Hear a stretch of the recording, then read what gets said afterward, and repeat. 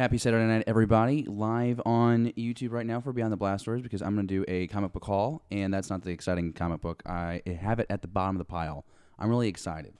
So I've been collecting comic books since 2010, and there's always been that one comic book that I knew that I always wanted in my collection, but I wasn't sure how I was going to make that happen. And miraculously, I met somebody in the comic book community that gave me that book for an outrageous deal. And out of respect, I won't share what that deal was, but a heck of a deal, ain't it? You know. So I've got a pile of books here, probably about like 10. I'm gonna rip through them. And this is I guess this would be my first haul of 2019. My first trip to the comic book store of 2019. And some of these books are a little older. Because it had been a couple of weeks, almost a month, since I had visited my LCS. And, of course, if you don't know, if this is your first time visiting Beyond the Blast Doors, our sponsor is the Fantasy Shop in Maplewood, Missouri, proudly serving St. Louis since 1981. And they've been serving our show as sponsor for the last several months. And so I was able to stop in and get most of these books. Had some pretty great finds, including a first appearance of a beloved character, which is funny because this character that I have, her first appearance, fans hated her when they first learned of her in 2008, and now fans can't get enough of her, and now Star Wars fans are asking, will we see her in The Mandalorian that Jon Favreau and Dave Filoni are working on together? I don't know the answer to that. One can only hope. So I'm going to rip through these, like I said, and the first one is, and I'll give the ones that deserve the time. This is Darth Vader Annual number 2, so from last year. This is by Chuck Wendig. And I mentioned this one just because it was a great story, took us to Scarif, but also the fact that Chuck Wendig is an incredible storyteller that I am disappointed is no longer part of Marvel Star Wars. He was fired. He was supposed to be doing a 5-part miniseries. They just canceled it. They just got rid of it.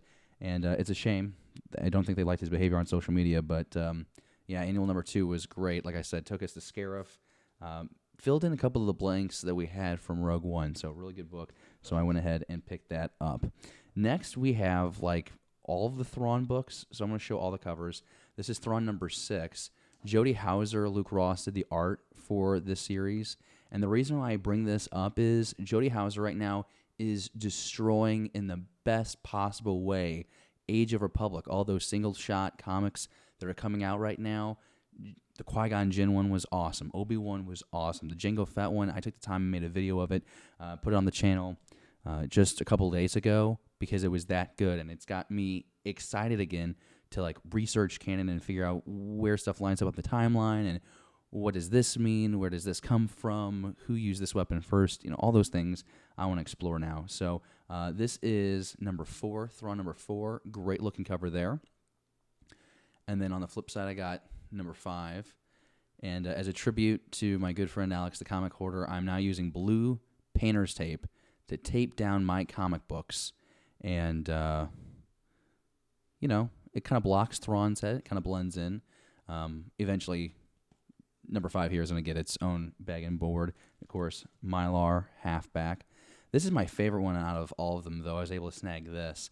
This is number 1 of the Thrawn miniseries. Okay, so again, this is Jody Houser. This is Ross on the artwork, but this is actually the Star Wars Rebels variant cover. I had to pick it up because, of course, this is where Thrawn becomes canon in the new Disney era. So Disney acquires Lucasfilm in 2012, retcons all of the canon, says it's all Star Wars Legends. Expanded Universe becomes Star Wars Legends. And so that meant Thrawn technically didn't exist. Didn't exist in the new current canon. And Dave Filoni did a lot of fan service and changed that. So picked that up. Excited about that. If you're familiar with Beyond the Blast Doors and you're joining us for Pages, Pixels, and Pieces, that segment in the show where we talk about comics and toys, just cosplay. We talk about basically everything that isn't watchable Star Wars content, video games, for example, right? I always talk about Charles Soules Vader, and I've got number 20 right here. Really excited about it. All these comics that I'm showing you are near mint. They just haven't been touched. They've been sitting in safekeeping for me until I could pick them up. But I love especially love the red tint on the helmet. Love the reflection of the blade on Vader's helmet. Looks really great. And Kamikoli, that artwork, it just never ceases to amaze me. And I'm excited to learn that he's actually doing a variant cover for Darth Vader Dark Visions #1 that comes out in March. I'm really excited to know that they are keeping him on the Star Wars properties in some regard. You know, he just finished a 25-issue run with Charles Soule. Excited to see what variant he produces there. We have 21. This is a popular one. This is Vader above lava. Of course, if you read the series, you know why Vader is above that lava, how he gets above the lava, how he survives from being over that lava. Pretty cool stuff. Love that artwork. Love the coloring there.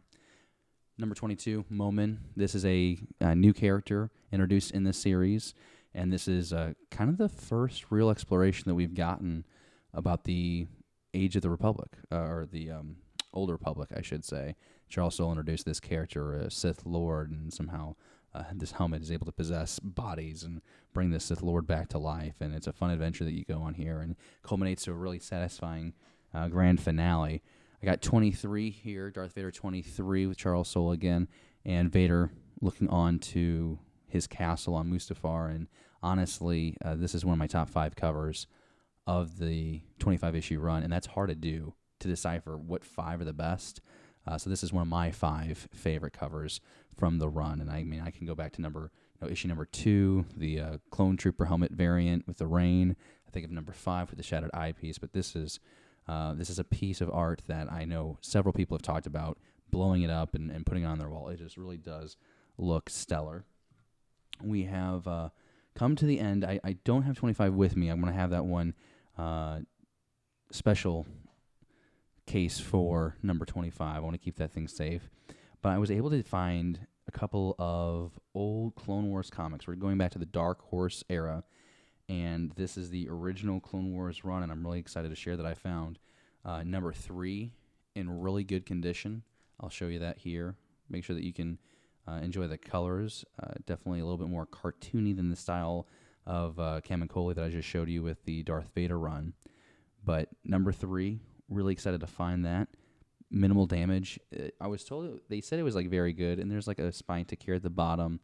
The one corner, the upper left corner here is a little dinged, but you know what? You put in the Mylar, you have the halfback presentation. It still presents very well.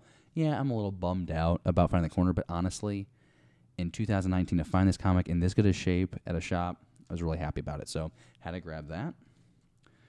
And we have number 2 of that run. So again, this is the Dark Horse era, Lucas Books. I love that logo on there. I love seeing it. This is number 2. And what I really enjoy is just the basic style of it, but then like the attention to detail in other spots. Like if you look at Anakin's saber, for example, the hilt, you can see that there's like some grit and grime there. And I like that detail. I like the detail in Obi-Wan, whether it's his face or his hair or his robe, the grime on the wall. It definitely looks like it's influenced from the animated series, but it doesn't have that CGI look. You know, go back, for example, if I were to go back to my Thrawn book that I showed you a second ago, this clearly looks like the animation style from the series. That's not what I'm having, that's not what I think of this artwork here with the original Clone Wars run. This is, that show comic bookified, if that makes sense, and I really dig it. The reason why I picked up those 2 was because I found them with this. This is Star Wars: The Clone Wars #1, first appearance of Ahsoka Tano in the comics. Of course, she makes her debut in that 2008 movie. 2008, yeah, that's right, because the movie came out before the actual series. And the movie was like 4 or 5 episodes that they kind of mishmashed to make that movie. So like chronologically, I think that those episodes would have actually been like season 2 or 3. But somehow they lit off the series. Well, George wanted to release a movie, so he got what he wanted. But this is Ahsoka's first comic debut, and it is in perfect condition, except for there is a spine tick here, and I don't know if I could get someone to clean and press it. I don't know if they'd be able to get that out. It's right there under the staple. I don't want to draw too much attention to it because I want us just to appreciate the fact that I have it. I had a nicer copy of this book a while ago, but I ended up giving it to my friend Alex, the comic hoarder, who had mentioned in one of his live hauls he really desperately wanted to have this book, the first appearance of Ahsoka, and he has done so many nice things for me over the last year and a half. I was like, you know what? I'm going to go ahead and I'm going to give him that book. So he is that one. I've got this one now, and I'm just happy to have it again. Sure, would I like to have that spine stick out of it? Maybe. And if I come across a nicer copy in the future, maybe I'll upgrade. Who knows? But just nice to have in the collection. And I didn't mention this, but my number 2, which the number 2 book does look like it's in the best condition of all 3 of them. Unfortunately, this top corner up here really gotten beaten and battered. So I had mentioned that Clone Wars number 3 had a little issue. Number 2, the same. I'm going to still say that the Ahsoka book is probably the one in the best condition. So those are, that's the haul from the shop. Some of those books were gifts. Some of those books I picked up. But this is the grand. This is the grand finale, and this is what I'm most excited about. This is Star Wars number 1. So I had the reprint of this book, like the original first Star Wars newsstand comic book, but it was a reprint. My mom had run a book sale for our church, and she's like, "Hey, I found the Star Wars number 1 comic. I thought I'd pick it up for you." I'm like, "Oh," I got really excited. Ran up there real quick, looked at it, thought it was it. It was a first reprint. So several years later, Gil, who is a member of the comic book community, buddy that, I mean, I'm going to call him a buddy because he gave me an incredible deal on this book, but he is actually pretty close to where I live. He's about a 2-hour drive. And so he and I got connected through Alex the Comic Hoarder. I found out that he, came into possession of this book, kind of explained how bad I wanted it, and he's like, "You know what? Because of the situation of how I got the book, here's what I can do for you." And so he sent it over, and I would say this is a very good to, maybe near mint if I got someone to press it. The corners, there's maybe like a little wear, but the here on the spine, though, perfect. Both staples are in. It's near flawless, and I think the goal is, after talking with Alex the Comic Hoarder, is I do want to get this comic book graded to present. I have the reprint. I flipped through that. This one, I have opened it up once, but then I quickly put it back in the Mylar because I just want to keep it pristine. But it's cool to have this, and I kind of feel in a way that I'm done collecting Star Wars books because this is the one I wanted. I have some of the original books, and maybe if I come across some of the others in that original run, I might grab them. But this is it. This is the book, and I can't believe that I've come into possession of it for 9 years. Looking for it. And there's some people that have their Grail book that they spend decades waiting for because it's rare to find or it costs a lot. So I definitely consider myself very lucky. I thank Gil. He's on Instagram. Great seller of books. He'll always work with you. And is really happy to have this book in my collection. It's interesting, though. He put it, I think to keep it extra safe, he put it in a magazine back and board. So it's Mylar. It's, I think, half back, but it's for a magazine, not for a comic book. So I'm not sure if I'll switch that out or not. It might just be a bit better if I don't touch it. So that's what I have. This is the book, and I'm so happy about it. And what I would love for you to do in the comments below is tell me what is your favorite comic book? What is the comic book that you want to add to your collection? Or do you already have that book? Is it in your collection? What is that book? Whatever situation you're in, I just want you to tell me down in the comments below, because right here I have my most holy grail, Star Wars number 1, 1977, 30-cent newsstand, super happy with it, and the fabulous first issue. It is so cool. So there it is. There's the book, and there's my live comic book haul, the first one of 2019. Glad that I was able to share it with you. I went through this pile of books. And that's all she had to write. I know that I made the comment earlier at the beginning of the video that the Kansas City Chiefs have defeated the Colts, and so I think there's one more football game on there. But I have a game of Monopoly that I had to pick up. It's a 1 versus 1, so I played my second game of Monopoly ever yesterday, and so I'm going to try and use what I learned last night and implement that in my strategy tonight and see if I can come out victorious. But I'm terrible with money, so I'm probably going to lose anyway. 2 people watching with me in this live video. I know it's kind of like an odd time. I know there's a lot of football. In the Midwest, for example, there's this huge snowstorm. So I knew that right now was kind of like just the best time for me to get this video out there. I hope you catch this on the rewind. And when you do, please comment down below. And again, tell me that one comic book you want in your comic book collection, or the one book you searched for your entire life and you finally have it. Let me know down in the comments below.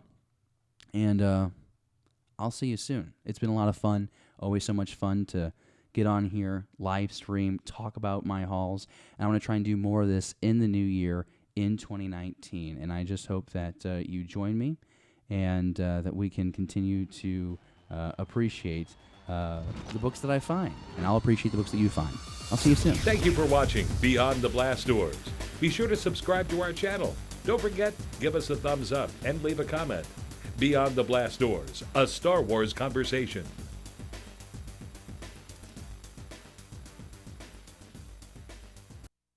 All wings report in. Brand new Beyond the Blast Door collector pins are now in stock. Help spread the word about the Beyond the Blast Door Star Wars conversation by picking up a brand new exclusive show pin. Pins are only $8. Order and pay online at BeyondTheBlastDoors.com. Movies, TV, comics, toys, cosplay. Beyond the Blast Doors, a Star Wars conversation.